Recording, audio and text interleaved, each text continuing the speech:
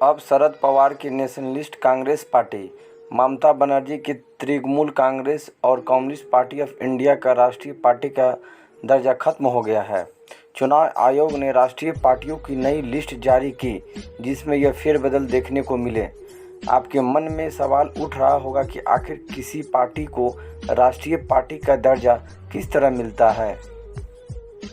राष्ट्रीय पार्टी का दर्जा कैसे मिलता है? दरअसल इसके लिए केंद्रीय चुनाव आयोग के नियम 1968 का पालन किया जाता है, जिसके मुताबिक किसी पार्टी को राष्ट्रीय दल का दर्जा हासिल करने के लिए 4 या उससे ज़्यादा राज्यों में लोकसभा चुनाव या विधानसभा चुनाव लड़ना होता है। इसके साथ ही इन चुनावों में उस पार्टी को कम से कम 6% वोट हासिल करने होते हैं। इसके अलावा उस पार्टी के कम से कम 4 उम्मीदवार किसी राज्य या राज्यों से संसद चुने जाएं, या वो पार्टी कम से कम 4 राज्यों में क्षेत्रीय पार्टी होने का दर्जा हासिल कर ले, या वो पार्टी लोकसभा की कुल सीटों में से कम 2% सीटें जीत जाए। वह जीते हुए उम्मीदवार 3 राज्यों से होने चाहिए। राष्ट्रीय पार्टी को क्या फ़ायदे मिलते हैं? चुनाव चिन्ह। राष्ट्रीय पार्टी को पूरे देश में एक चुनाव चिन्ह पर चुनाव लड़ने का मौका मिलता है। वह चुनाव चिन्ह किसी भी दूसरे दल को नहीं दिया जाता। अगर किसी राज्य में राष्ट्रीय पार्टी चुनाव लड़ रही है और वहां कोई क्षेत्रीय दल उसी पार्टी के चुनाव चिन्ह के साथ चुनावी मैदान में उतरता है, तो ऐसी स्थिति में राष्ट्रीय पार्टी को वरीयता दी जाती है।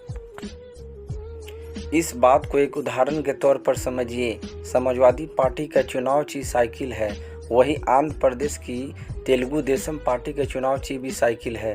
ऐसे में अगर दोनों राज्यों को राष्ट्रीय पार्टी का दर्जा मिलता है तो उस पार्टी को वरीयता मिलेगी जिसे पहले राष्ट्रीय पार्टी का दर्जा मिला था। दूरदर्शन पर मुफ्त में विज्ञापन का समय। चुनाव के वक्त राष्ट्रीय पार्टियों को पब्लिक ब्रॉडकास्ट यानी दूरदर्शन के टीवी चैनल पे मुफ्त में चुनाव प्रचार करने का समय दिया जाता है।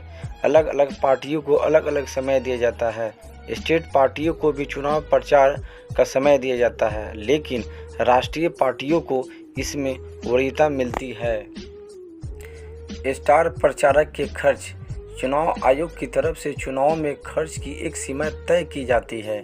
सभी उम्मीदवारों को अपने खर्चों की जानकारी चुनाव आयोग को देनी होती है। सभी पार्टियों में चुनाव प्रचार के लिए कुछ स्टार प्रचारक भी होते हैं। जब वो किसी क्षेत्र में प्रचार के लिए जाते हैं तो वहाँ का चुनावी खर्च निश्चित रूप से बढ़ जाता है। ऐसे में इस बढ़े हुए खर्च को राष्ट्रीय पार्टी चुनावी खर्च से अलग कर सकती है। हर राष्ट्रीय पार्टी 40 स्टार प्रचारक तय कर सकती है।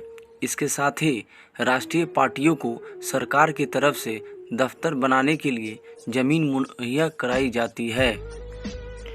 चुनावी पार्टी। देश में अब कितनी राष्ट्रीय पार्टियां हैं? भारतीय राष्ट्रीय Congress, Bharatiya Janata party, Bahujan Samaj party, communist party of India, national people's party, Aam Aadmi party. इस लिस्ट में शामिल हुई आम आदमी पार्टी की बात करें तो इस पार्टी की दिल्ली और पंजाब में सरकार है। इसके साथ ही आम आदमी पार्टी गुजरात और गोवा की विधानसभा चुनाव लड़ी और वहां अपनी उपस्थिति दर्ज कराई। देश में इस वक्त कुल 6 राष्ट्रीय पार्टियां हैं। इसके साथ ही 56 स्टेट पार्टियां हैं, जबकि सैकड़ों पार्टियों को सिर्फ राजनीतिक पार्टियों के तौर पे रजिस्टर किया गया है। दोस्तों, अगर मेरी वीडियो आपको पसंद आई होगी तो प्लीज़ मेरे चैनल को लाइक, शेयर एंड सब्सक्राइब जरूर कर देना, ताकि आने वाले वीडियो से मैं आपको हमेशा अपडेट देता रहूं।